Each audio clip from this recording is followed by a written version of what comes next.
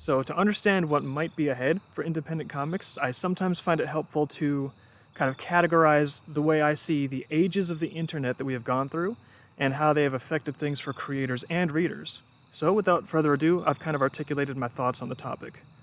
The age of the internet and comic growth. There's three ages. The first one is the web ring era. Roughly 2000 to 2008 was the golden age for websites and the golden age of the webcomic. Webcomics would do link exchanges, share links around for their links page, and create web rings. Internet users of the time were exploratory and proactive. I mean, they kind of had to be. To find content, they needed to click on links, visit websites, which is sort of the online equivalent of getting up and going for a hike. In the days when a picture would unveil itself bar by bar to the soundtrack of dial-up modem screeching, video media had logistical challenges. And while images were pretty easy to share, comics were an upgrade from that. They were like the best kind of image because it was a sequence telling a story. So in that era, comics sort of owned the sweet spot of the most advanced and most accessible visual medium on the internet. So update frequency was the undisputed king in that time frame. If you made a comic that updated weekly, or even better daily, a large audience was almost guaranteed. Reading webcomic updates was one of the best ways for internet users of that time to get their daily dopamine hit. But it was not going to be like that forever. The next era is what I call the open social media era.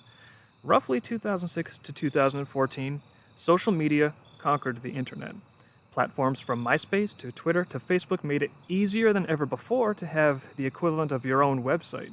Comics hosted on independently owned sites became almost like vestigial limbs, like they were there but atrophied, almost silly, kind of useless. The publicly funded Silicon Valley companies promised easy posting and free expression, and those promises combined to kind of vacuum internet users permanently into their corporate utopias. There, users generally went from exploratory and proactive to passive and inert. Instead of choosing which site to visit, users would tend to just scroll. Desktop widescreens were exchanged for wallet-sized mobile device displays.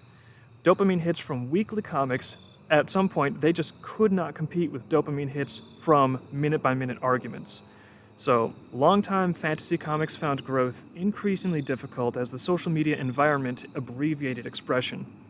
For a time, the social media feed kind of stayed true to what they were promising and provided increased opportunity. When users could viably share what they enjoyed, organic growth often resulted. That, of course, was a bug, not a feature, and it led to the next era of the internet, which we are still in. I'm putting that at roughly 2014 to present, the closed social media era. A natural social media experience is almost unimaginable today in the face of the constantly mutating algorithms. Younger people may be incredulous at this notion, but there was a time when people actually debated whether or not tech companies were orchestrating censorship. And as the jaws of the corporate machine slowly clamped down during this time frame, people that were trying to raise the alarm were mocked and smugly told to build their own platforms. And if you want to know how that went, take a look into the systematic unbanking of Patreon competitors from 2015 to 2019. There's some financial interests tied into that. Now, Silicon Valley corporations have transitioned from banning the N-word to banning entire newspaper outlets, which report inconvenient scandals during a presidential election cycle, banning middle-aged housewives sharing the wrong personal health anecdote during a pandemic, and, of course, banning artists. Shadow banning and deboosting, another practice that was actually denied in earlier years, is even more pervasive now. Not necessarily for ideological reasons, but for practical ones. Why would they let users grow naturally for free when the algorithm can force them to pay for the same result?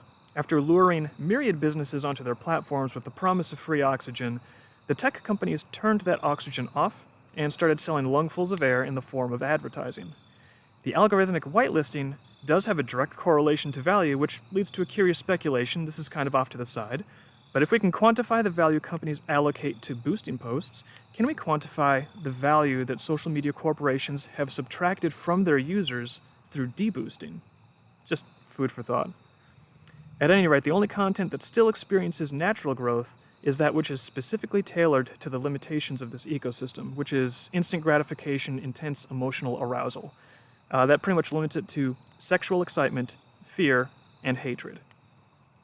Maximally inflammatory content, overlapping algorithmic political polarization, has made for an environment that is, shall we say, less than optimal. But what does that mean for comics specifically? First, another detail of the closed social media era: now video is king. Improving technology has made video universally acceptable and, in fact, easier to produce than hand-drawn comics. So, looking ahead from here, despite the turbulent ecosystem, we are grateful and amazed that Dreamkeeper's readers have kept the story powering forward. Thank you very, very much. This update got away from me a little bit. There's more analysis that I want to articulate in regard to the shifting marketplace dynamics of the comic industry and how it superimposes on this eras of the internet lens. But that'll have to wait for another day, because I gotta get a lot of comic drawing done, not just bloviating. So if you're a creator, take heart. There may be ups and downs, but your determination is far more potent than you might realize, and it matters a lot more than it feels like it does. Just trust me on that.